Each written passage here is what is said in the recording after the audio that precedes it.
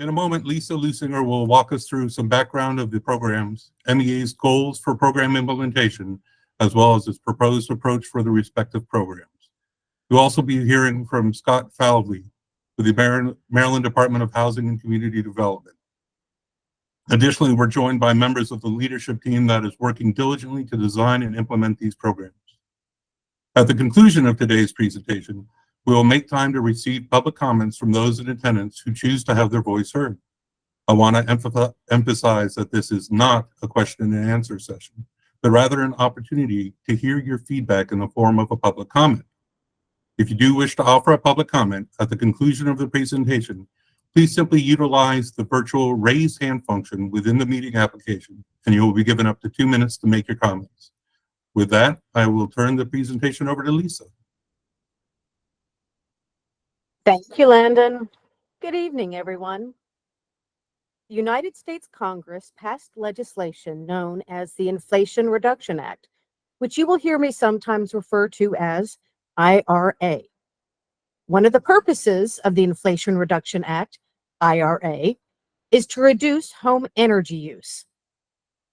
Maryland's participation in the Inflation Reduction Act program makes Maryland eligible for more than $136 million in funding through 2 programs designed to reduce home energy use. Next slide, please. As stated, the Maryland Energy Administration, also referred to as MEA, as the State Energy Office, will offer 2 Inflation Reduction Rebate programs. One IRA program is called Homes Residential Energy Efficiency Rebate Program. The second Inflation Reduction Act program is known as the High Efficiency Electric Home Rebate Program. The amount of funding available per home is dependent upon household income. Qualified contractors will deliver incentives for both of these programs. Next slide, please. The Maryland Energy Administration sent out a request for information in late 2023, asking for feedback about the Inflation Reduction Act programs. We were pleased to receive more than 50 comments from individuals, businesses, nonprofits, and local governments. MEA received comments urging that the federal funds be used to reduce greenhouse gas emissions and meet state and local climate goals, prioritize people in low and moderate income residences, combine benefits of the IRA program with other programs, extend outreach utilizing multiple languages and trusted community partners, and make the income verification process efficient. Next slide, please. The Maryland Energy Administration reviewed the Department of Energy's requirements for the participation in the Inflation Reduction Act programs, considered the feedback received from the request for information, and surveyed the Maryland energy program landscape. And with that knowledge, developed the goals for Maryland's IRA rebate programs.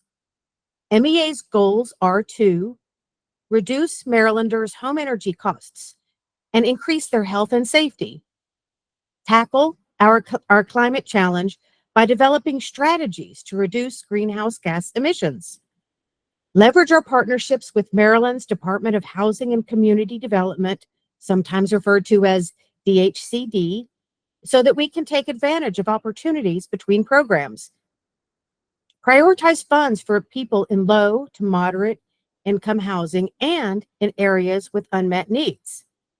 Finally, we join in the excitement for the potential of this infusion of federal funds, yet recognize that the funds that Maryland is applying for are not limitless. So that Maryland can cause those federal funds to go the farthest, we need to make the most out of every dollar. And therefore, since heating and air conditioning makes up more than half of home energy use compared to other household uses, Maryland will use the federal funds to prioritize heating system conversions to heat pumps in order to reduce carbon emissions and lower home energy use. Additional details will be provided later in this presentation. Next slide, please. With the first program, this chart shows the proposed breakdown of Maryland's $68 million award for the Section 50121 Energy Efficiency Rebate Program. As you can see, both the Maryland Energy Administration and the Department of Housing and Community Development are proposed to implement energy efficiency rebates under this activity. Please note, the Department of Housing and Community Development will be implementing $27.7 million in rebate funding reserved for low-income single-family and multifamily housing, of which at least $5.5 million is available only for low-income multifamily housing.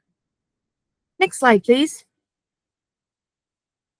The Maryland Energy Administration will have a number of partners in the implementation of these programs, including Maryland Department of Housing and Community Development.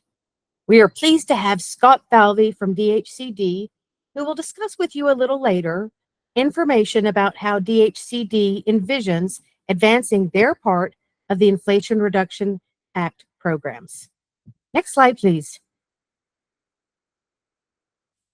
As mentioned, one of Maryland's goals is to provide incentives to households in Maryland that previously did not have the benefit of state-level incentives for energy efficiency. Maryland's Section 50121 program, identified on this slide as pathway number 2, is targeted at these households. Homes may have been ineligible for incentives due to where the home is located or the type of heating and cooling systems installed in the home. By focusing on households not served through other state-level incentives, these rebates can assist unmet needs in Maryland in support of MEA's goals for the program. Next slide, please. For the Section 50121 Energy Efficiency Program, incentives will vary based on the overall amount of energy savings. This is a chart provided by the Department of Energy for single-family homes. It demonstrates that to be eligible, a project must have modeled energy savings of at least 20%. So, if a project has less than 20% savings, it is not eligible for a rebate. The level of incentive is then higher for any project that has an energy savings of 35% or greater. Additionally, the rebate amount is dependent on the income level for a household based on the Federal Housing and Urban Development's Area Median Income, abbreviated as AMI. Households with less than 80% Area Median Income, AMI, will have a different incentive than a home that is 80% AMI or greater. So that's Section 50121 of the Inflation Reduction Act. Now, let's look at Section 50122. Next slide, please. The second program, Section 50122 of the Inflation Reduction Act, is focused on home electrification, where Marylanders can move from a fuel-sourced appliance to an electric version of the same equipment. For example, converting to an electric heat pump. The program will only be available for households that are low income or moderate income, according to the federal programmatic requirements. And that's 150% or less than the area median income limits from Housing and Urban Development. Be aware that electric to electric system replacements are not eligible for a rebate.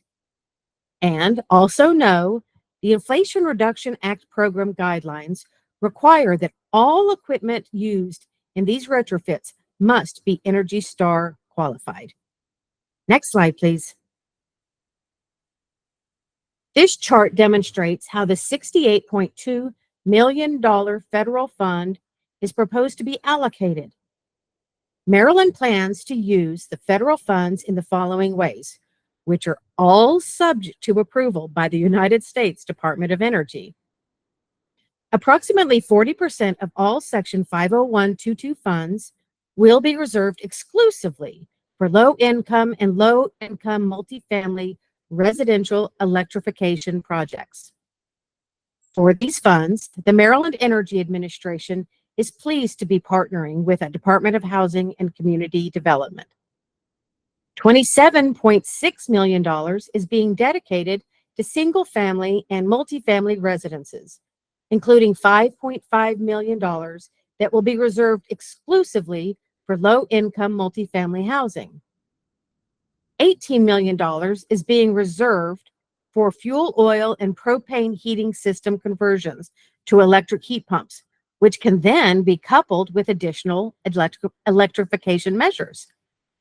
Funds that are planned to be allocated to a new program known as WARMTH, which stands for Working for Accessible Renewable Maryland Thermal Heat, a pilot program that we will look at further in a few slides. The WARMTH Act will receive $9 million aimed at implementing a new networked geothermal pilot program. And finally, a portion of the funds will be utilized for program implementation. Next slide, please. Under this 50122 Inflation Reduction Act program, the Department of Energy set rebate levels for each possible electrification measure. As an example, the Department of Energy established the maximum rebate for a qualified Energy Star heat pump for space heating and cooling to be $8,000. So using this example, a household with an income of less than 80% of the area median income could be eligible to receive a rebate of up to 100% of qualified project costs, up to $8,000, while a household with an income that falls between 80% and 100% of the area median income could be eligible to receive up to 50% of the qualified project costs.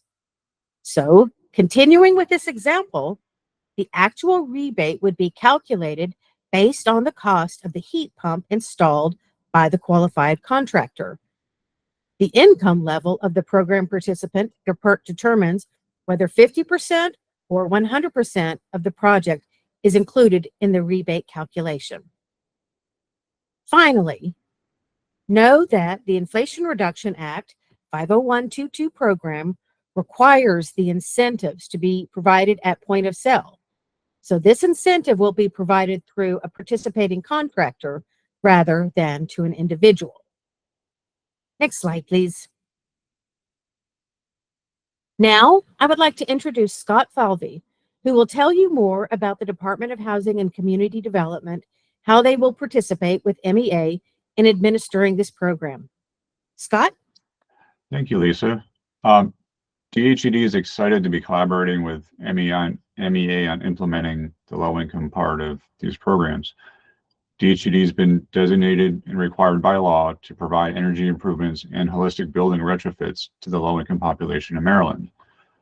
We're currently doing so through our suite of energy efficiency programs for single-family and multifamily property owners and renters that live on a limited income.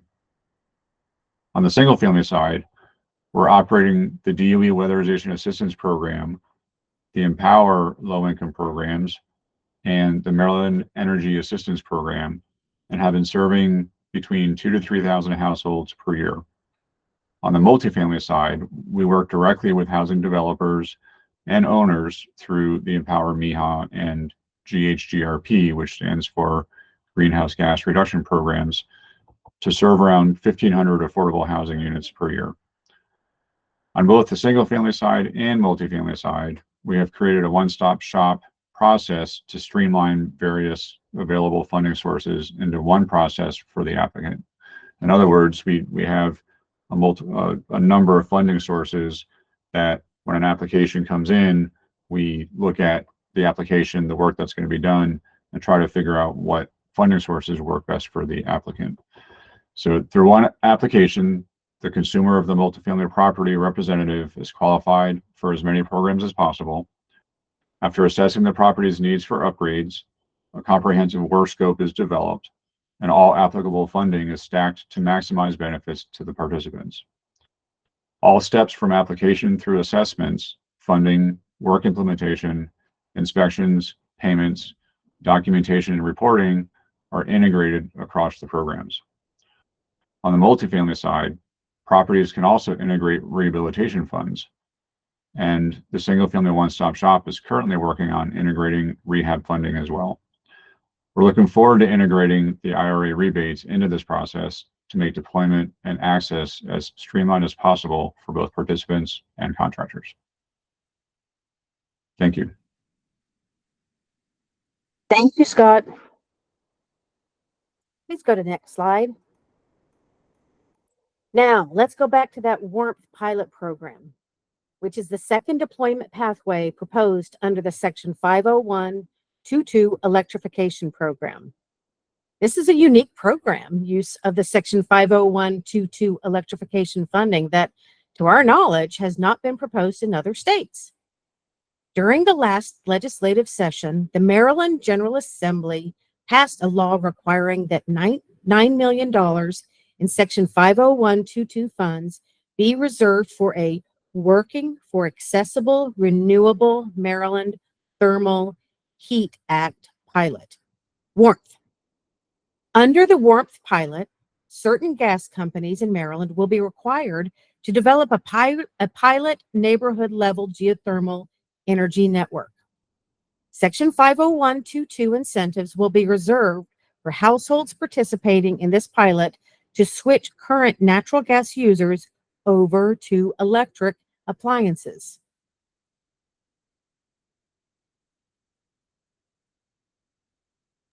Subject to approval by the United States Department of Energy. Next slide, please. And lastly, we will give an overview of the third and final deployment pathway under the Section 50122 Electrification Program. In Maryland, state level and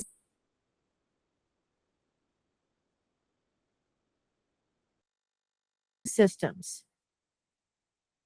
About 8% of Maryland homes are heated with fuel oil and 3% propane heat. This program is being aimed at incentivizing the conversion of fuel oil and propane heating systems to electric heat pumps, which should result in a savings from lower energy costs and a reduction in greenhouse gas emissions. And those homes will then be eligible for other 50122 electrification incentives. For example, a water heater conversion. Next slide, please. So where is Maryland in this process? The Maryland Energy Administration issued a request for information at the end of 2023 to get feedback from the community. In January 2024, MEA submitted our applications for administrative funding to the Department of Energy for the Inflation Reduction Act programs. The Department of Energy approved Maryland's initial applications this past July and provided $1.44 million in early administrative funding for both of these programs. With these funds, MEA was able to hire staff for the planning, design, and implementation of the two programs. Next slide, please. And then what's next? In keeping with the requirements of the Federal Inflation Reduction Act program, the Maryland Energy Administration, working with our partner state agency, the Department of Housing and Community Development, will next submit two different applications to the Department of Energy for this Section 50121 Energy Efficiency Program and Section 50122 Electrification Program. The timing of Maryland's application approval will be determined by the United States Department of Energy. As we wait for the Department of Energy to approve Maryland's applications, the Maryland Energy Administration will advance several detailed plans required in the state implementation blueprint related to community benefits, consumer protections, data access, and outreach. These additional plans need to be submitted to the Department of Energy for approval at least 60 days prior to launching the programs. As a result, We cannot provide a concrete start date for these programs at this time. There simply are additional processes and approvals that still need to be navigated. Thank you very much for your consideration of these Inflation Reduction Act programs. Back to you, Landon. Thank you, Lisa. We will now enter the public comment portion of the meeting. We're grateful that so many of you are taking the time this evening to learn about Maryland's proposed implementation of the Inflation Reduction Act programs. And in advance, we thank you for your thoughts. The team working on the design and implementation of this program is pleased to hear your comments, as they will impact how we advance the programs. At this time, you can please click the hand at the bottom of your screen if you wish to make a verbal comment. The moderator will call on you in the order that you raised your hand at that point, and we will ask that you unmute your microphone so that we may hear your comments in the order that you raised your hand. So that we can be respectful of everyone's time, I'd ask that you limit your comments to 2 minutes and to be constructive. As a reminder, we expect respect and decorum. A timer will be placed on the screen and the moderator will intervene if you go beyond 2 minutes. Please note that we will not be responding to comments or answering any questions at this time. If you wish to provide further comment or provide your comment via email, you may email them to irarebates.mea@maryland.gov. This is a dedicated inbox created just for the IRA rebates that was recently created. Again, the email address is irarebates.mea@maryland.gov. You can also send comments to the federal.mea@maryland.gov inbox noted in the initial public meeting announcement. Again, we thank you for your time and consideration of these new programs. And with that, we will move to our first commenter, Benjamin Walsh.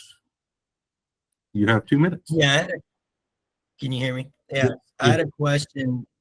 Do you all know which software you all are going to be utilizing to calculate, figure out these energy savings, like Hancock, Beacon? Like, what's the plan on that? So again, it's not a question and answer session. If you have a comment and you have a recommendation that you'd like to be considered, that would be the appropriate comment to make.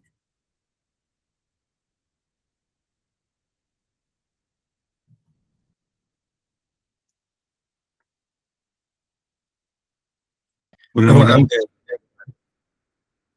Thank you. Would anyone else care to make a comment? Olivia, and forgive me if I mispronounce any names here, Olivia Ween. Thank you. Thank you for holding this stakeholder engagement session after the regular work hours. I'm Olivia Wine, a longtime resident of Montgomery County, an attorney with the National Consumer Law Center, NCLC. And NCLC is a member of the Maryland Energy Affordability Advocates and the Maryland Energy Efficiency Coalition. I'm focusing my comments tonight on encouraging MEA to find dedicated funding for navigators who act like case managers to help residential customers with limited income and time figure out how to sequence and combine, sometimes referred to as braid and stack, the IRA home energy rebates with the existing federal weatherization program, the low-income Empower program administered by DHCD, the OHEP administered affordability programs, which are tied into the expected low-income affordability programs being discussed in the Public Service Commission's PC 59. So if we're trying to target eligible low-income households, there's a whole streamlined categorical eligibility process being built into the OHEP side of the equation, as well as any health and safety program funds to address the conditions of the home. This is critical because measures such as heat pumps need to be right-sized for the home. And it's also critical to have funded navigators who are already trusted entities in the community MEA aims to serve, particularly those with low income and our priorities for the EJ goals. Navigators can provide that education and outreach and serve as those case managers to answer questions and guide low-income households through the application process, and as well as the implementation of the program measures. We appreciate how challenging it is to set up these two rebate programs, and we just urge MEA to also keep in mind how challenging it will be for low-income households to access all of the programs they're eligible for. Thank you.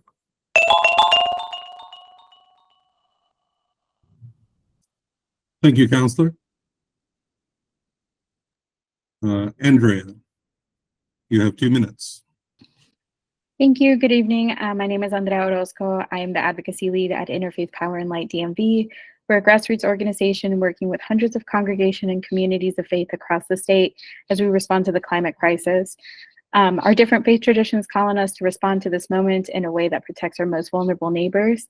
And to that end, it's really heartening to see the share of the rebates that are going to be implemented in low-income housing, although we would love to see that number go to be a little bit higher. Ideally, the other thing that we really wanted to underscore is we want to make sure that these rebates are being used in specifically multifamily homes are maintaining affordability in rental units after the upgrades. And then finally, part of the presentation also talked about outreach to communities that speak different languages. We would like to also see that in the workforce development implementation of the funding to make sure that training and job placements are available and accessible for Spanish-speaking communities. Thank you.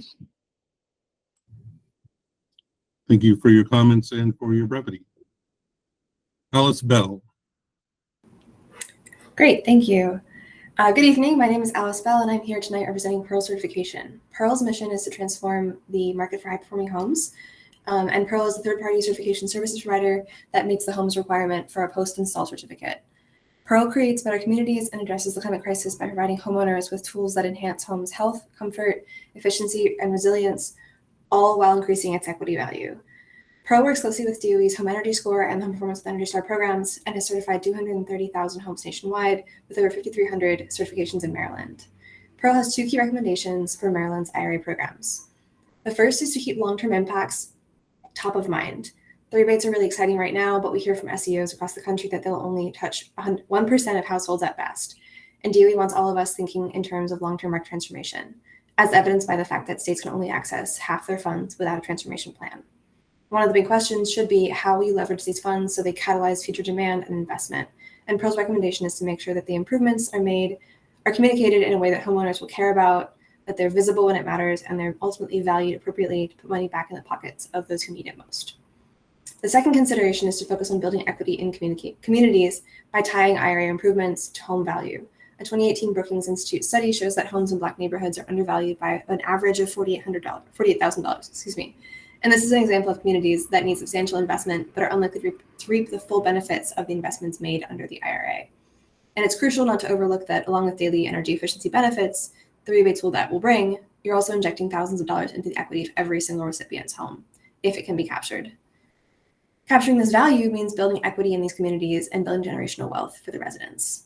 Finally, there are 2 resources that I'd like to highlight as you're considering the transformation potential of your programs, which I will share in the chat. The first is Pearl's Market Transformation landing page, and the second is Chicago-based nonprofit Elevate just published a research study on creating beneficial market transformation for communities of color. I'm out of time, so thank you for your time tonight. Thank you, Ms. Bell. Are there any others who'd like to make a comment this evening by raising their hand? At this time, does anyone wish to speak who has not had the opportunity to do so or who could not utilize the raise hand function? Feel free to unmute yourself and identify yourself by name.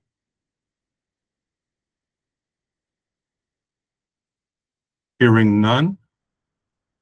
Oh. Mr. Nedwick, you have 2 minutes. Great, thank you. Thank you so much. Thanks for the opportunity to provide comments, and thanks for hosting this session. My name is Todd Nedwick. I'm the Senior Director of Sustainability Policy at the National Housing Trust. We're an affordable housing provider, and we own several properties in Maryland. And my main comment is, I think, I would encourage MEA to consider whether or not the allocation of funding is equitable, particularly as it relates to multifamily housing. I did some math quickly, and it seems like with that set aside that's specific to DHCD for multifamily, that's only about 8% of the funding going to multifamily buildings, and that surely there's more than 8% of Maryland's households residing in multifamily.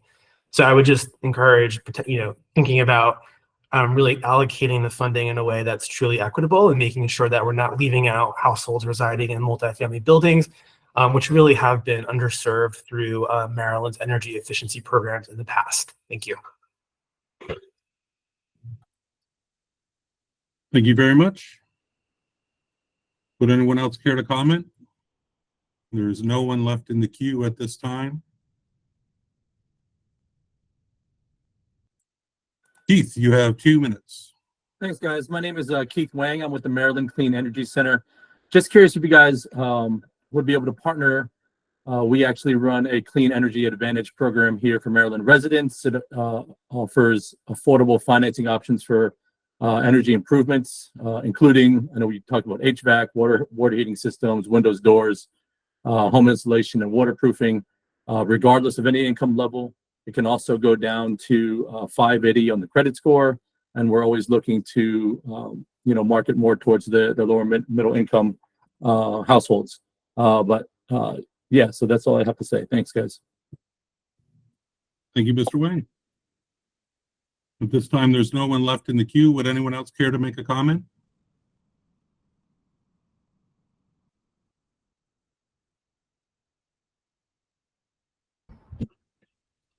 Adema Louie? Hi, how you doing, Leonard? Thanks for hosting this session. My name is Demola, and home performance contractor, Lumeco Energy. I just wanted to make a comment about if any program implementation or like technical assistance is going to be, I would say, provided by any sort of RFP process to assist MEA, to just consider minority participation in that through the state's minority certification. Typically, all program implementation that's done for energy efficiency programs are always done by, bigger, larger entities without participation from minority companies. And a lot of these programs are going to service low income and minorities. And I believe implementation and program design, if that's going to be if there's going to be any RFP process for any part of that to assist the state, we should definitely consider minority certification in that process. Thank you. Thank you. Very constructive. We appreciate your comment. This time, there's no one in the queue. Would anyone else care to make a comment?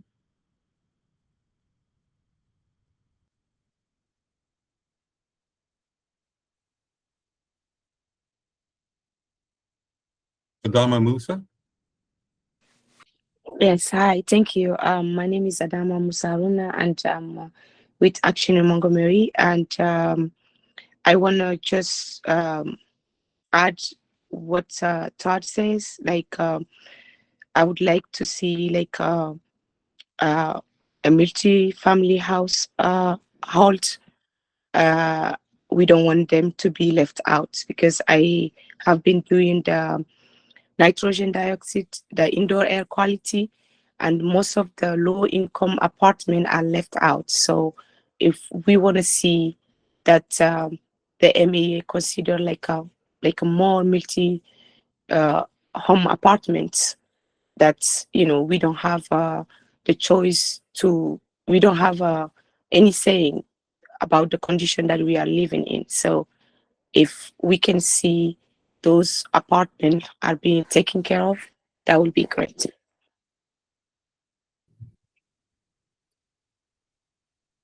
Thank you so much. We appreciate the comment. Would anyone else care to comment?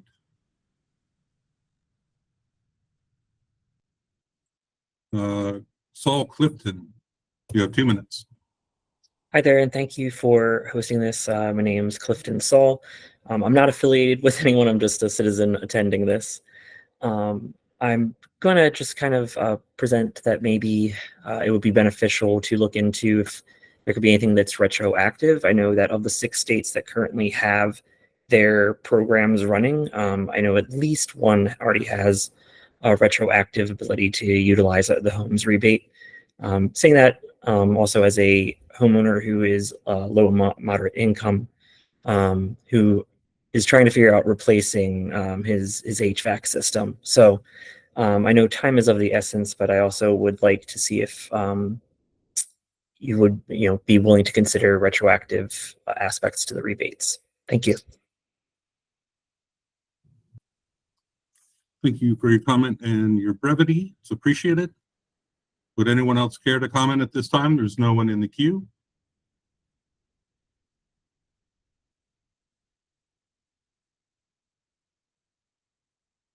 Seeing none at this time. Again, if you did want to make a comment and couldn't use the raised hand function, feel free to unmic yourself or unmute yourself and identify yourself at this time.